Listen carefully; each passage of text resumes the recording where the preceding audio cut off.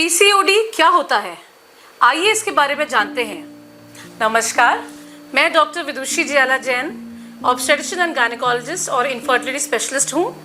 और आज हमारी आईवीएफ सीरीज में ये नया एपिसोड है जिसके बारे में हम आपको पीसीओडी के और उसके संबंधित आईवीएफ के बारे में जानकारी देंगे।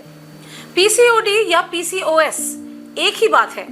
पहले हम इसको पॉलीसिस्टिक ओवेरियन डिजीज कहते थे, पीसीओडी, लेकिन जैसे जैसे तकनीक बदली है और हमें ज़्यादा इन्फॉर्मेशन मिली है इस बीमारी के बारे में, तो हमें पता चला है कि ये एक तरीके का सिंड्रोम है, इसीलिए हम इसको पॉलीसिस्टिक ओवेरियन सिंड्रोम पीसीओएस का नाम देते हैं। पीसीओएस एक प्रॉब्लम है जो मेटाबॉलिक डिसऑर्डर है, मतलब कि ये एक प्रॉब्लम है जो एक महिला को सर से लेकर पैर तक अफेक्ट करती है। कुछ इसके लक्षण हैं जिनसे आपको बिना जांचों के भी आपको पता चल जाएगा कि हो सकता है आपको पीसीओडी ही हो। तो कुछ लक्षण हैं जिनका आपको ध्यान रखना चाहिए। सबसे पहले, अगर आपका मासिक धर्म या पीरियड्स इर्रेगुलर हैं, मतलब कि एक दो महीने स्किप करके आता हो, अगर पीरियड आता हो तो बंद ही नहीं होता और बहुत अधिक मासिक धर्म होता है वो, और कभी कभी मासिक में बहुत ज़्यादा दर्द होना। तो पहली चीज़ है पीरियड का इर्रेगुलरिटी होना या अनियमितता होना। दूसरी चीज़, अनचाहे बाल और मुहासे फेस पे आना। चेहरे पे और बॉडी पे भी कई बार ऐसा होता है कि कुछ लड़कियों में मेल हार्मोन ज़्यादा हो जाता है, जिसकी वजह से हमारे फेस पे बहुत ज़्यादा मुहासे, एक्ने आने लगते हैं और लिप्स के ऊपर और ठोड़ी पे और ब्रेस्ट पे भी कभी कभी अनचाहे ज़्यादा मोटे बाल आ सकते हैं। तीसरी चीज़ है सर के बालों की थिनिंग होना और बहुत ज़्यादा बाल गिरना। कई लड़कियां आजकल आती हैं कि फेस पे अनचाहे बाल आ रहे हैं लेकिन सर के बाल बिल्कुल थिन हो रहे हैं, तो ये सभी हार्मोनल लक्षण हैं। इसके अलावा कुछ और अन्य लक्षण भी हैं, जैसे अनचाहा मोटापा होना। कुछ लड़कियां बार बार व्यायाम करके और अपनी डाइट कंट्रोल करने के बावजूद भी वेट रिड्यूस नहीं कर पाते, तो ये वो हैं जो जिन्हें पीसीओडी हो सकता है। उसके अलावा कुछ और बीमारियां भी हैं, जैसे टाइप 2 डायबिटीज़, स्लीप एपनिया जिसमें मरीज सो नहीं पाता, बार बार उठता है नींद से, और उसके अलावा एंडोमेट्रियल कार्सिनोमा, मतलब बच्चेदानी के अंदर की झिल्ली का कैंसर होना। ये भी कुछ लक्षण हैं जिनके बारे में हमें सतर्क रहना चाहिए, और ये वो महिलाएं हैं जिन्हें पीसीओएस हो सकता है। उसके अलावा अगर हम देखें तो एक महिला अगर पीसीओडी से ग्रसित है तो उसके मन में बहुत सवाल उठते हैं, जैसे कि क्या मुझे किसी विशेषज्ञ पे जाना चाहिए जो पीसीओडी के ही बारे में हो? क्या मुझे कंसीव करने में दिक्कत होगी?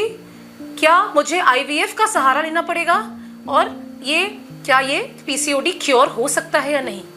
तो सबसे पहले मैं आपको बताना चाहूँगी कि पीसीओडी को हम जड़ से नहीं हटा सकते। पीसीओडी एक जेनेटिक और एनवायरमेंटल प्रॉब्लम है। इसका मतलब हमारे जीन्स में इंसुलिन रेजिस्टेंस नामक एक प्रॉब्लम शुरुआत होती है जो हमें अपने जेनेटिक्स में मिल सकती है। कुछ लोग ऐसे होते हैं जिनके पापा को या मम्मी को या परिवार में किसी को डायबिटीज़ का लक्षण हो, और उनमें जो छोटी लड़कियां हैं उस घर की, उनमें ये पीरियड्स की अनियमितता शुरुआत हो जाती है। तो सबसे पहली चीज़ जो है जेनेटिक्स, क्योंकि जेनेटिक्स को हम नहीं बदल सकते, इसलिए जब किसी महिला को पीसीओडी होता है तो उसको जड़ से हम ठीक नहीं कर सकते, लेकिन ये बीमारी बहुत अच्छे से कंट्रोल में आ सकती है। क्योंकि जो दूसरा फैक्टर है इसके बारे में वो है इन्वायरमेंटल फैक्टर्स, मतलब कि हमारे चारों ओर के जो असर है हमारे लाइफस्टाइल पे उसका। तो इसमें सबसे ज़रूरी जो चीज़ है वो है हमारा खान पान। अगर हम फास्ट फूड और ये जो सारे एंटीऑक्सीडेंट वाले फास्ट फूड होते हैं like Chinese and pizza, burger, अगर इसी का सेवन ज़्यादा करते हैं और हरी सब्जियां नहीं खाते हैं तो हमें पीसीओडी या हार्मोनल इम्बैलेंस होने का खतरा है। और दूसरी चीज़ है रेगुलर एक्सरसाइजेस। अगर कोई बहुत ही एक सीडेंटरी लाइफस्टाइल है किसी का और कोई एक्सरसाइज नहीं है उसकी ज़िंदगी में, तो ये 2-3 फैक्टर्स हैं जिससे हम मॉडिफाई कर सकते हैं।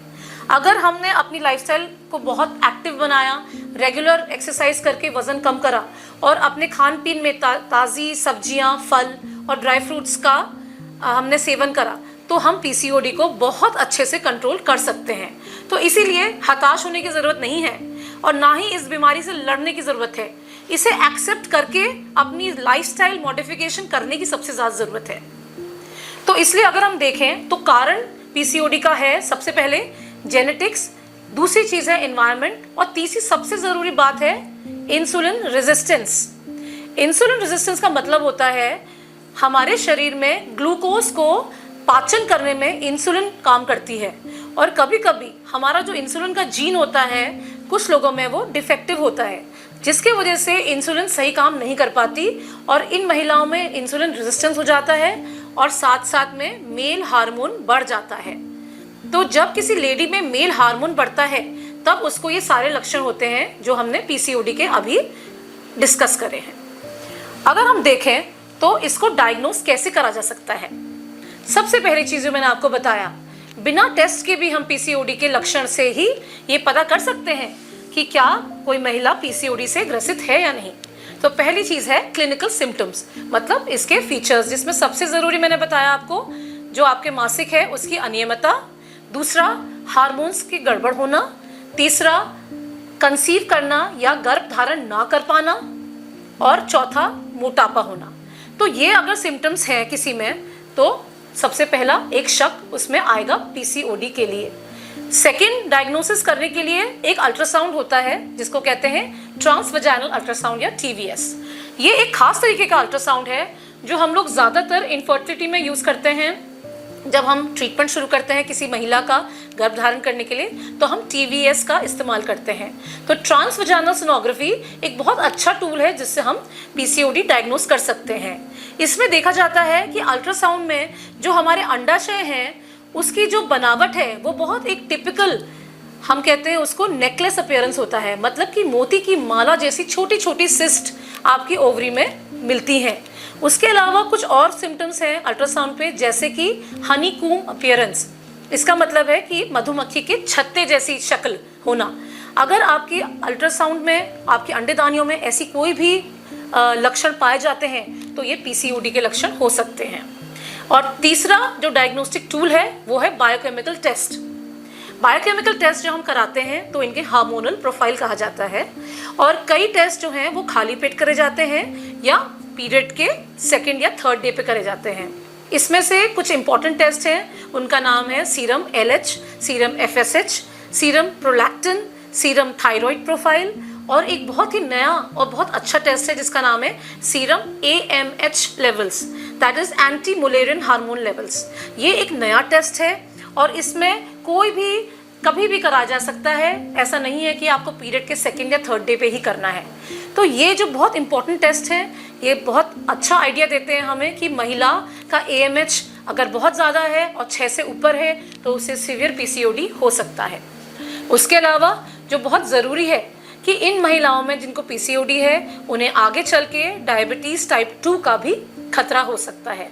तो इन महिलाओं में हमेशा हम लोग serum insulin levels, fasting blood sugar levels और सीरम टेस्टोस्टेरोन लेवल्स और DHEA हार्मोन लेवल्स भी कराते हैं। तो आप अपने विशेषज्ञ के पास जब जाएंगे तो कुछ ये टेस्ट आपको बताए जाएंगे। आफ्टर द डायग्नोसिस एक बार कंफर्म हो जाए कि अगर आपको पीसीओडी है या नहीं, तो उसके बाद सबसे ज़रूरी बात ये आती है कि उसका ट्रीटमेंट कैसे करना है।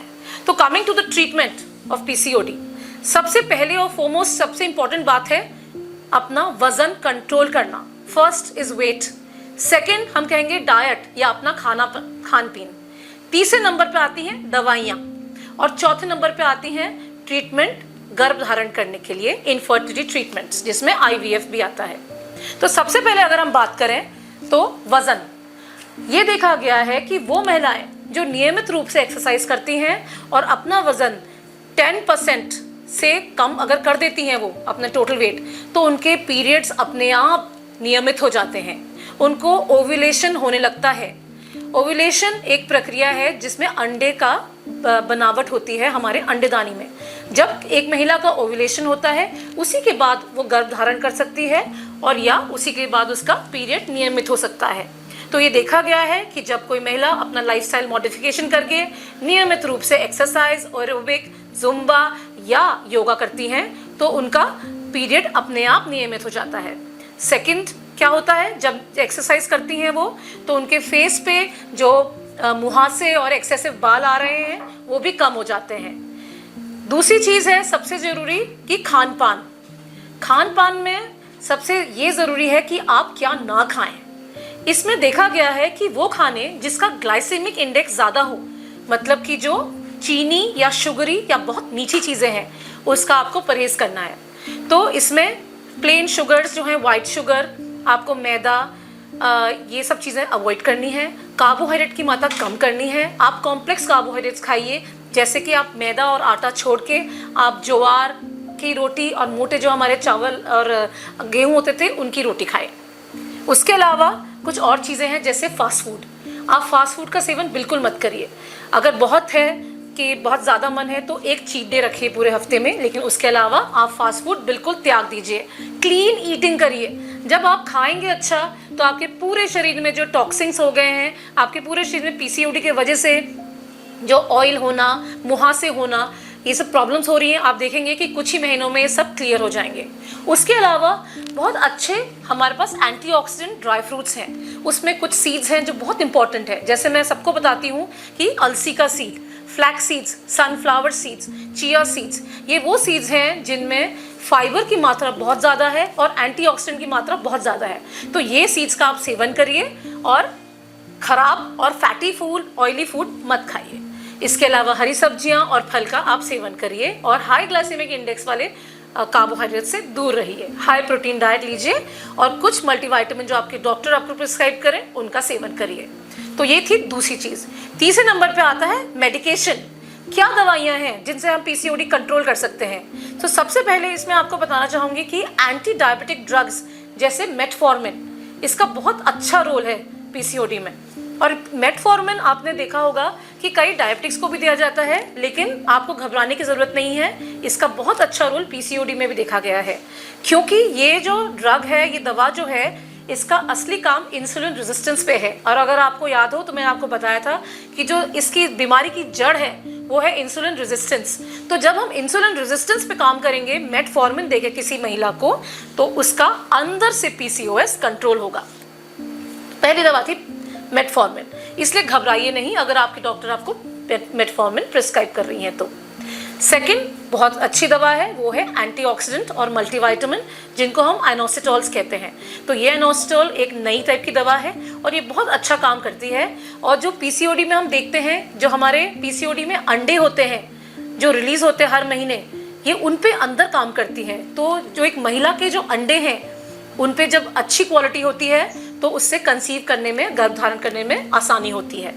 तीसरी बहुत ज़रूरी एक दवा है, उसको कहते हैं गर्भनिरोधक गोलियां या ओरल कॉन्ट्रासेप्टिव पिल्स। ये दवाइयाँ हम कॉन्ट्रासेप्शन के लिए नहीं देते हैं, गर्भनिरोधक के लिए नहीं है ये, लेकिन इनके अंदर ऐसे हार्मोन्स हैं जो पीसीओडी की जो अनियमितता है पीरियड की, उनको रेगुलेट करती है। तो आपके डॉक्टर, आपने देखा होगा, आपको प्रिस्क्राइब कर सकते हैं 2 या 3 महीने का साइकिल ओरल कॉन्ट्रासेप्टिव पिल्स का। ये दवाइयाँ क्या करती हैं, जो आपके मेल हार्मोन बढ़ रहा है आपके अंडेदानी में, उसको सप्रेस करती हैं। सो 2 से 3 महीने का हम कहते हैं डाउन रेगुलेशन।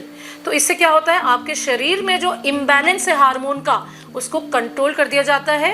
और फिर जब महिला उसके बाद एक गर्भ धारण करने की कोशिश करती है तो उसमें सफलता हमें ज़्यादा मिलती है।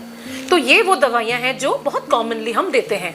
उसके अलावा अगर कोई महिला गर्भ धारण करने की कोशिश कर रही है और फिर भी इन सारे ट्रीटमेंट्स के बाद भी उसको कंसीव नहीं हो पा रहा है, तो हम ओव्यूलेशन इंडक्शन ड्रग्स देते हैं, जिसमें 2 नाम सबसे ज़रूरी हैं जानने, वो हैं क्लोमिफेन सिट्रेट और लेट्रोजोल।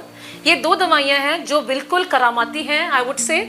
और इसमें उन लेडीज़ में जिनमें ओव्यूलेशन नहीं हो पा रहा था, मतलब अंडा बनता और फूटता नहीं था, उनके लिए ये बहुत कारगर है। और उनमें देखा गया है कि इन सब ट्रीटमेंट से कई महिलाएं, 80% महिलाएं कंसीव कर जाती हैं। उसके अलावा भी अगर कोई महिला है जिनको इन दवाइयों से भी ओव्यूलेशन नहीं हो रहा है, अंडा नहीं बन रहा है, तो उनके लिए हमारे पास है इंजेक्शंस। तो सेकंड फेज ट्रीटमेंट का आता है इंजेक्शंस का। उसमें हम आपको देते हैं फॉलिकुलर स्टिमुलेटिंग हार्मोन या menopausal hormone, FSH and HMG। So these hormones ये क्या करते हैं, ये ओव्यूलेशन करने में, अंडा बनाने में मदद करते हैं। इसी के साथ साथ और भी प्रक्रिया है जिनको आपको इन्फॉर्मेशन होनी चाहिए, उसको कहते हैं हम IUI। ये एक छोटा बेबी ट्यूब की तरह टेस्ट होता है जिसमें हम कंसीव करने की आपकी प्रोबेबिलिटी बढ़ जाती है। उसके बाद लास्ट में लेकिन सबसे ज़रूरी चीज़ ये बताने की है आपको कि IVF, that is in vitro fertilisation या टेस्ट ट्यूब बेबी, कब किसी महिला को जो PCOD से ग्रसित है उसको IVF के लिए कब जाना चाहिए। उसके अलावा IVF में क्या सक्सेस मिलेगी, IVF करते वक्त क्या PCOD की वजह से मेरे अंडे की क्वालिटी ख़राब हो जाएगी, कौन सा प्रोटोकॉल है जो मेरे डॉक्टर को अपनाना चाहिए जो मेरे PCOD में सबसे ज़्यादा कारगर हो।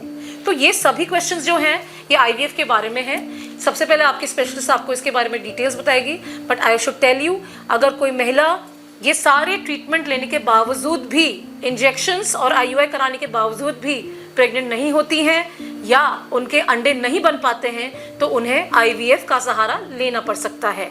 देखा गया है कि IVF सीवियर PCOD में भी बहुत कारगर है और किसी कपल को टाइम वेस्ट करने से ज़्यादा अच्छा है कि अगर सब कुछ ट्राई कर चुके हैं तो IVF कराइए। IVF में सबसे अच्छी बात यह है कि जो अंडेदानी में ओव्यूलेशन होता है उसको बहुत अच्छी तरीके से हम कंट्रोल कर पाते हैं। एक हार्मोन्स के इंजेक्शंस आपको दिए जाएंगे, अंडे उत्पन्न करे जाएंगे और उनको लेके लैब में सीमन के साथ उनको फर्टिलाइज करके भ्रूण बना के आपके गर्भ में रख दिया जाएगा, जिसको IVF कहते हैं। और इसके डिटेल्स मैं पहले भी दे चुकी हूँ और आगे भी दूंगी आपको। तो PCOD में देखा गया है कि कुछ कारणों से हमारे जो अंडे होते हैं उनकी IVF में भी क्वालिटी में कॉम्प्रोमाइज़ हो सकता है। इसीलिए बहुत ज़रूरी है कि इवन अगर आप IVF के लिए जाती हैं तब भी आपको अपना लाइफस्टाइल, खाना पीना, अपना वेट और अपनी पूरी आदतें ठीक रखनी पड़ेंगी ताकि IVF में भी जो अंडे की क्वालिटी हो इम्प्रूव हो और आपको उसमें सक्सेस मिले। इसमें देखा गया है कि 95 to 99% भी सक्सेस मिलती है IVF में with PCOD। Coming to the last point, surgery. क्या PCOD में सर्जरी ज़रूरत है या PCOD ड्रिलिंग या लैप्रोस्कोपी की ज़रूरत है? तो मैं आपको बताना चाहूँगी कि अगर सब कुछ, सारे ट्रीटमेंट फेल हो चुके हैं और फिर भी इंजेक्शंस के बावजूद किसी महिला को अंडे की उत्पन्न नहीं होता या हम कहते हैं ओव्यूलेशन नहीं होता, तो ऐसी महिलाओं में लैप्रोस्कोपी द्वारा PCOD ड्रिलिंग करी जा सकती है। इसमें हम आपके जो ओवरी में जो कई ज़्यादा सिस्ट हो रही हैं उनको हम पंक्चर करते हैं, 8 से 10 सिस्ट को, जिसकी वजह से अंडेदानी में और आपके शरीर में जो मेल हार्मोन बढ़ रहा है उसकी मात्रा कम हो जाती है। और कई महिलाएं जिनको PCOD ड्रिलिंग करी जाती है वो आगे चल के कंसीव करती हैं और उनमें ओव्यूलेशन होता है। साथ में एडवांटेज लैप्रोस्कोपी का ये भी है कि जब अगर आप PCOD के लिए जाती हैं ड्रिलिंग के लिए तो आपके फेलोपियन ट्यूब्स को भी उसमें टेस्ट करा जा सकता है। तो ये सारी इन्फॉर्मेशन PCOD के बारे में थी और कब आपको अपने स्पेशलिस्ट के पास जाना चाहिए और कब आपको IVF के लिए जाना चाहिए। तो आज के एपिसोड में इतना ही। आगे दूसरे एपिसोड में आपको कुछ और इन्फॉर्मेशन देंगे। तब तक के लिए धन्यवाद।